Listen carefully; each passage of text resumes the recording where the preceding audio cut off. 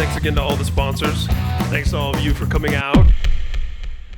We'll keep rolling. Give me what do you got? We got a few more. We got a little bit more time. Hey, Andy. My name is Gareth. Hi, Gareth. I'm a musician. I feel like one of the only ones in this town that doesn't go to this school.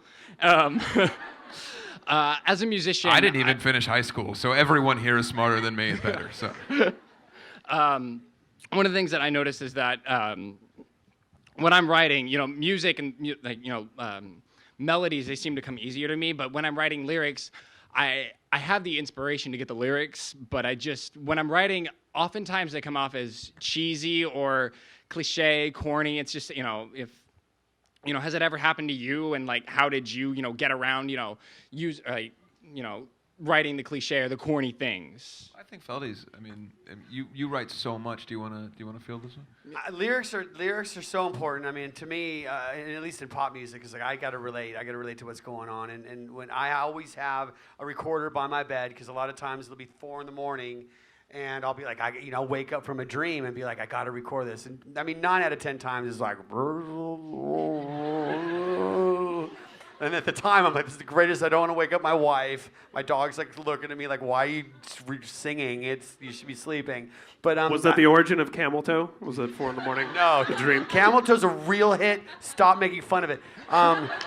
I just think for me, like inspiration, I believe songs wait for me in other places. I like to walk around. I like to write in different locations around the world. And I think that when you're inspired, write as much as you can. If you feel like, I just saw a movie, I just heard a song, I just met this person, whatever, write as much as you can. Because a lot of times when I'm in the studio and it's like, day after day, it does get cliche. For me, at least, I know I'm redundant and it's the same stuff. And not that never happens to Andy, but for me, I sometimes get, No, because to be clear, you're more daring with what you'll go with. I mean, one of the biggest problems that I have, and that I try to break free of, is that if something isn't perfect lyrically, I don't want to say it or be around it, or I'm afraid to talk about it.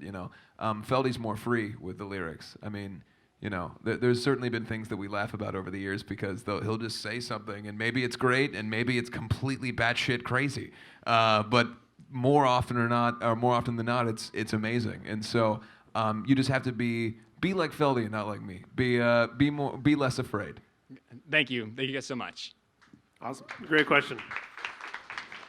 Yes. My name is Bianca. I do go here. I'm a songwriter, and this one's for both of you. I know you kind of touched on the subject, but Sure. I was hoping you could elaborate more what your process is for songwriting, maybe whether it's like mentally or physically. No, I guess a better question would be when you go to approach writing a song, what is your first thing? What do you do? I usually think about like things that I've been through and things that Something that I you're guess, presently going through, or something that you've been through in the past? anything, just in the past, in the present. Usually, most of the time, it's usually in the present. Sure. And then sometimes if I don't have anything going on in the present, I'll think about the past. One of the difficult things for me, and this is just kind of, it speaks to our process, is that I have difficulty writing about something that's currently going on. I feel like I'm too dead on. It's too literal.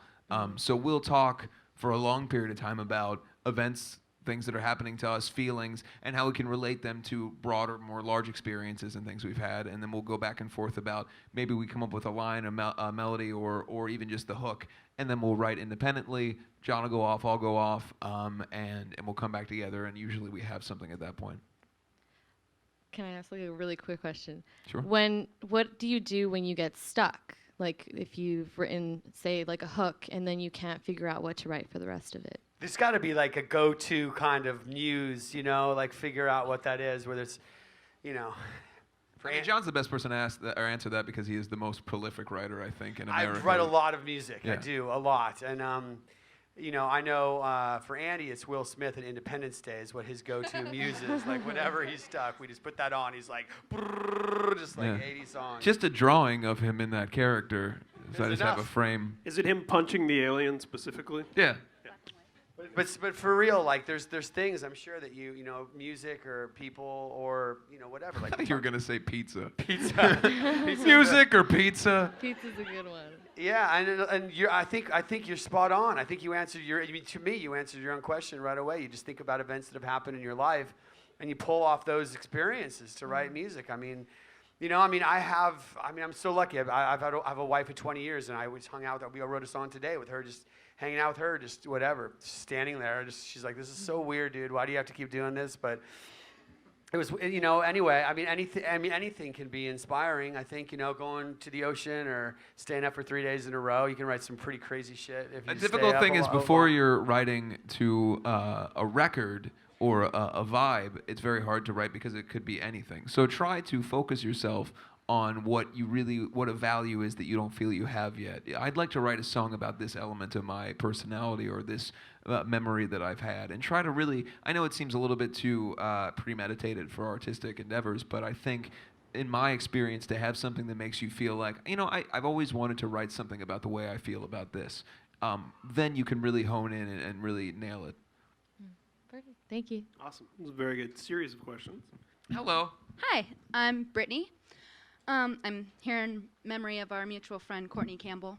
Oh, yes, yeah. She kind of helped me with this question, but it's really important that we ask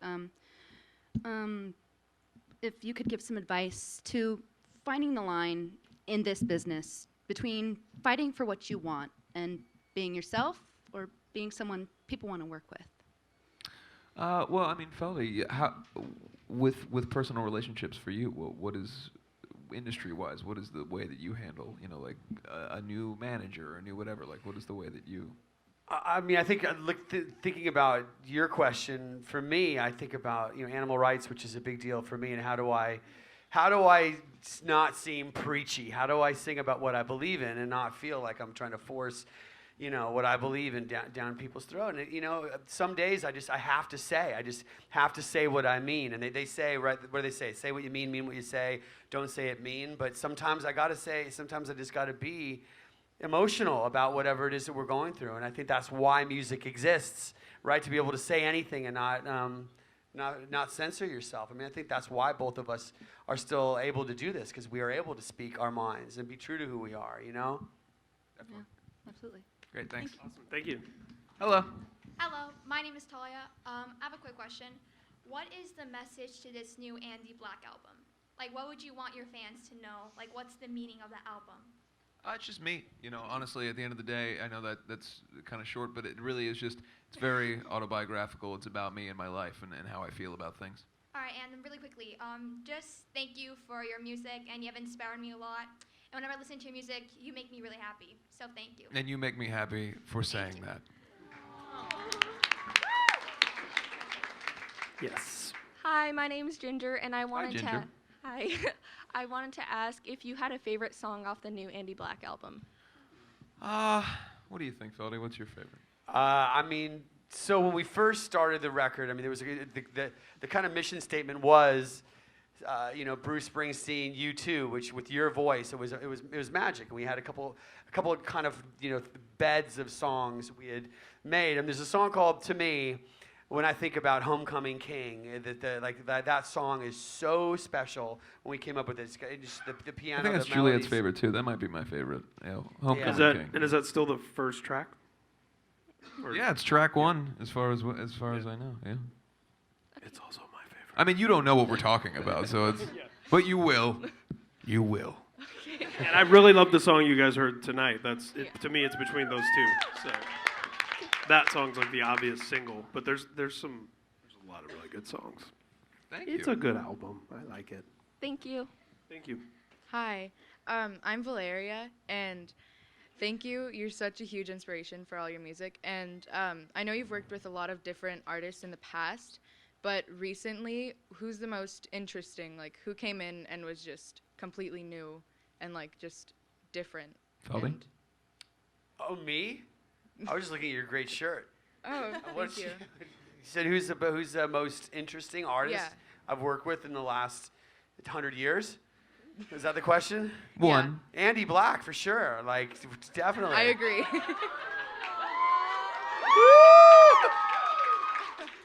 Mike is always too short for me. Okay. Out of curiosity, how often do you have this problem? Is it every day that the mic stand is too small for you? Where do you work that there's a mic stand every day that's too small? I'm a student, that's why. A student with a tiny mic But stand? anyway, Importantly, I have been trying to talk to you for 8 years. I've been a fan of you for that long. Have I been avoiding you? My mother's overprotective. But anyway, I love... I promise I will not hurt you. I know. You can tell your mom that. I know. Okay, but anywho, November 14th, 2010, you inspired me to stop keeping my voice secret, which I had for my entire life, and pursue my dream of being a singer. And Why that date, out of curiosity? Because that day I went to your concert and I had a moment when you were singing and you put your hand out. And I was thinking, I want to touch his hand and see if this guy's for real and if he really feels what he's singing right now. And so I did. I held your hand and I felt it. I'm like, holy shit, this is why music is music. I should point out that Juliet is here somewhere, so. Oh, sorry. But anyway. And now she's Adele. She touched her hand and... That's how I created Adele. You created Adele by touching.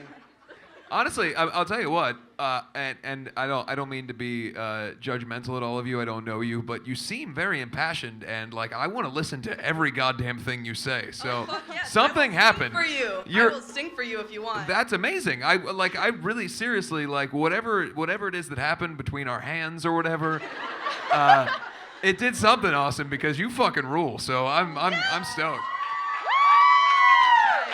But yeah, if you ever want anyone to volunteer to help you with anything, I want to just shove myself into the music industry. Sorry for that. Whatever joke's coming, stop. All right. But yeah, I've been waiting for so long, and thank you for letting me talk to you, because I've been trying to talk to you for so long. My question is, sorry, what is the most important tool or skill that you employ to actually make your music a final product? Honestly, it's just some internal judgment. I mean, listening to roughs of a song and being able to determine what sucks and what is good. I don't know that that's necessarily a skill that everyone has, and I know that people would probably argue that I don't have it either. But I think that personally, what you feel about something when you can listen and go, "This is great," or "This isn't ready yet." And then to know what to add, something like the skill that John has, which is to know how to build a song, to know what it's missing, to know how to start it. Those are things that are very rare in the world, and I think that it's a process. With any song, the song you guys heard earlier has been through so many different iterations, and really until we got to the point where we feel like this mix is ready, that sonically everything's there. Yeah. So from beginning to end, it's a long and arduous process, but you just got to have, I guess, good taste. Awesome. Guys, I'm so sorry, because I know Andy and Feldy would both like to answer every question here, and that's a sincere thing. But there is a curfew here, and I am getting yelled at via text, because this thing is going to have to close down, and I appreciate the ambition. This is the most ambitious person I know. Yeah. And he really thinks he can, make it through these I want to try. Yeah, he means it, and he's inspiring to me. But guys, thank you everyone for coming out. I'm sorry we didn't have a Thanks everybody. I really appreciate it. Thank you. But you guys rule. These guys rule for coming. Give it up for them, please, one more time. Thanks to John. Give it up for John Feldmann, everybody.